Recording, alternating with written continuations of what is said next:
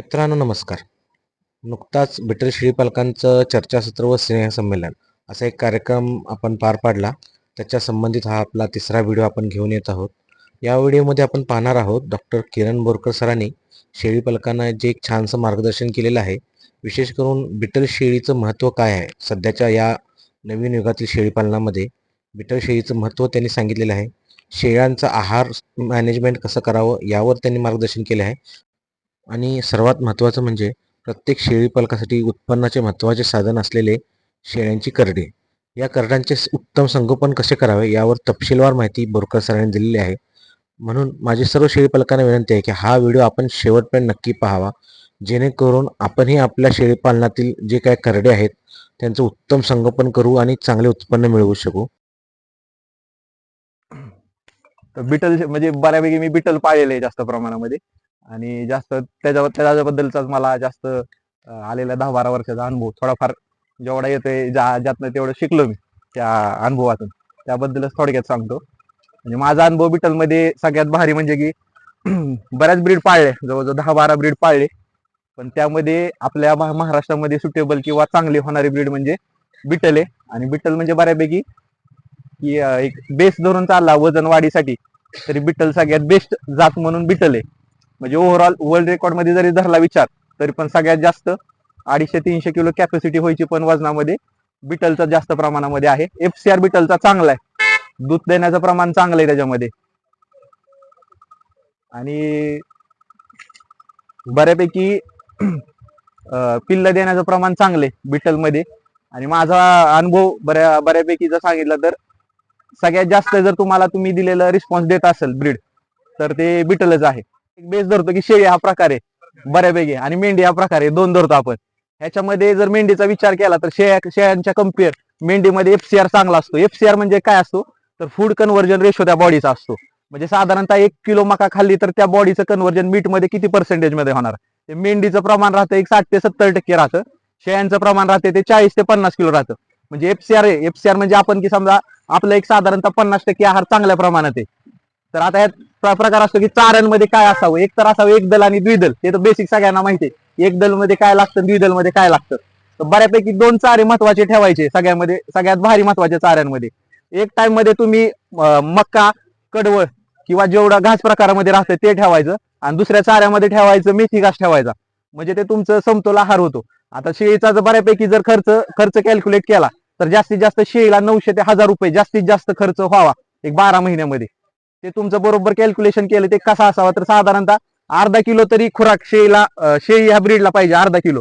Basic आहे. म्हणजे एक साधारणतः 40-50 किलोची जर शेळी असेल तर साधारणतः अर्धा किलो खुराक गेला पाहिजे. तर ते अर्धा किलो बरेच जणांचं असतं की अर्धा किलो म्हणजे भरपूर होतं. शेळीला साधारणतः ऍट ए टाइम तिच्या पोटातली पिल्ल तिला दूध द्यायचं असतं.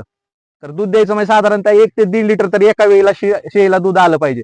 तर ते कशासाठी आलं पाहिजे, साधारणतः बॉडी वेट करताना शेळीचं किंवा पिल्लाचं बॉडी वेट करताना पिल्लू साधारणतः महिन्याला आपलं कुठल्याही ब्रीडचं जरी धरलं तर 6 किलो तरी प्लस झालं पाहिजे. पिल्लू 5 ते 6 किलो प्लस झालं पाहिजे. ते 5 ते 6 किलो प्लस करण्यासाठी त्याला लागणारं जे दूध आहे बऱ्यापैकी जर विचार केला तर पहिले 3 ते 4 महिने पिल्लाचा फास्ट ग्रोथ होत असते. त्यानुसार त्याला त्या शेळीला दूध पाहिजे असतं. त्यामुळे तो अर्धा किलो खुराक देणं गरजेचं आहे. मग अर्धा किलो खुराक बाकीचा तुमचा 3 रुपये किलो समथिंग सगळा चारा येतो.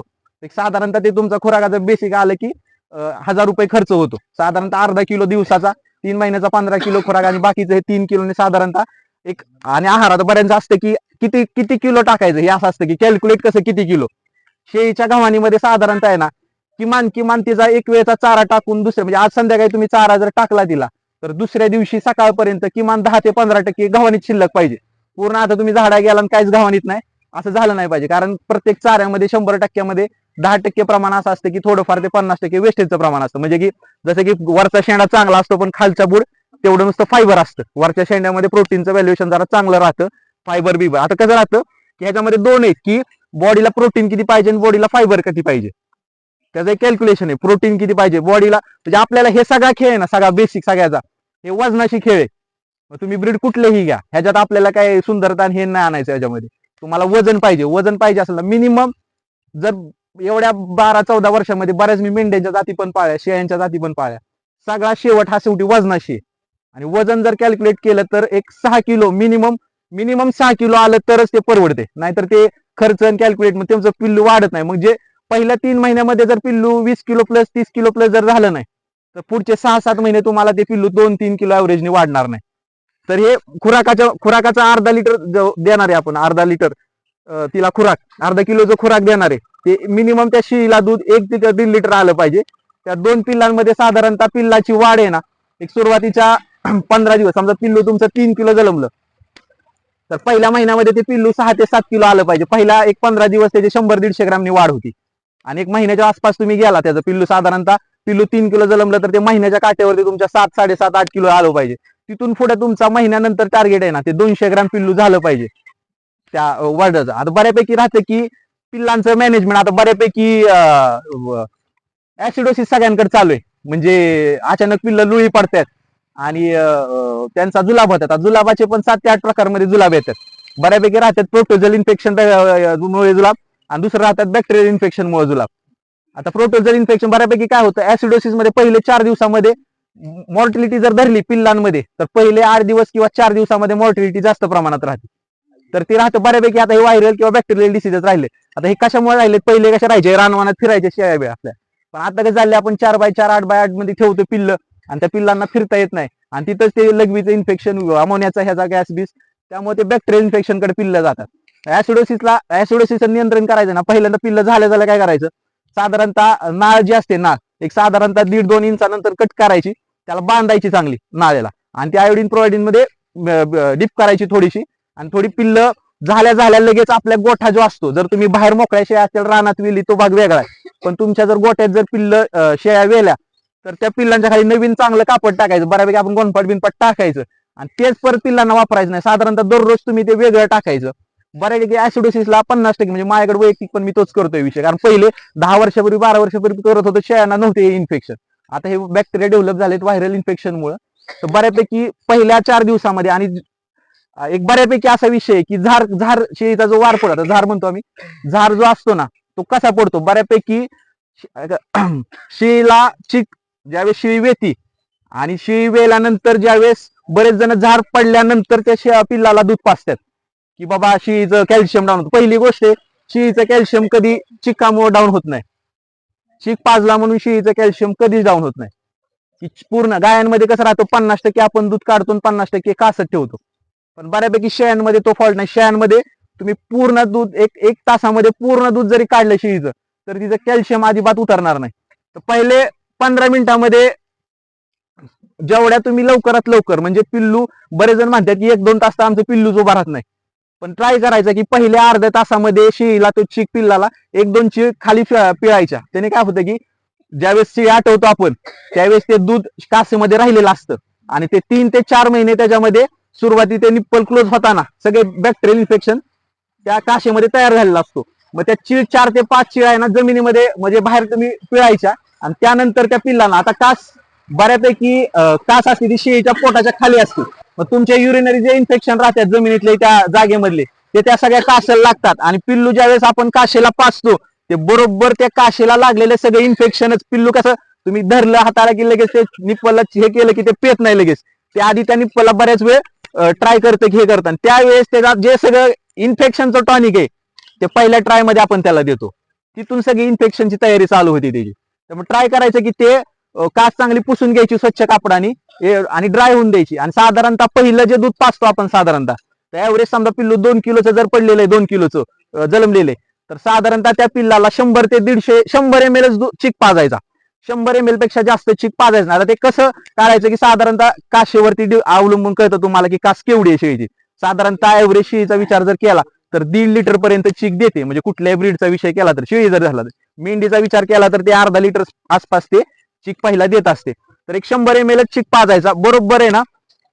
जसं तुम्ही त्या चिक शेळीला पाचता तसं त्या शेळीच्या माइंड मध्ये जातं की आपण पूर्णतः आता ती नॅचरल डिलिव्हरी झालेली आहे, आपल्याला पूर्ण जी पोटातली घाण झार जो वार जो काय आहे तो एक चीक पाजल्यानंतर तुम्हाला 15 ते 20 मिनिटात कळून जातं की शेळीला की आपण वेलेलो आहे, आता आपल्याला ते रिलीज करायचं. बरोबर सगळा झार आहे तो बाहेर टाकून देते.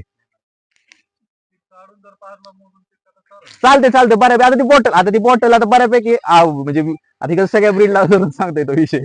त्यामुळे म्हणजे एक साधारणतः 100 ml आणि साधारणतः एक दिवसातून 5 वेळा तरी 100 ml ने ना फक्त गॅपनी पाजायचा.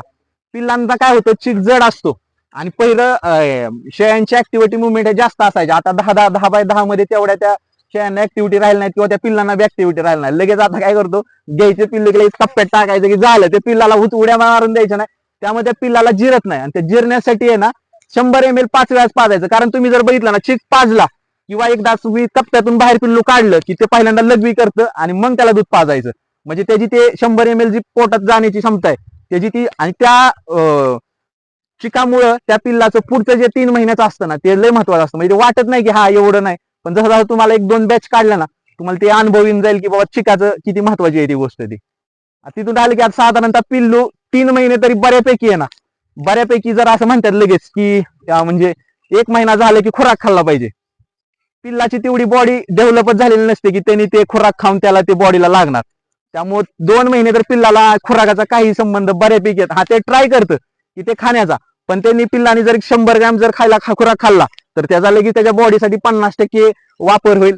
त्या खुराकाचा डेव्हलपमेंट त्याच्यासाठी बॉडीसाठी होणार असते एक 5 ते 6 महिने, 4 महिन्यानंतरची होणार आहे.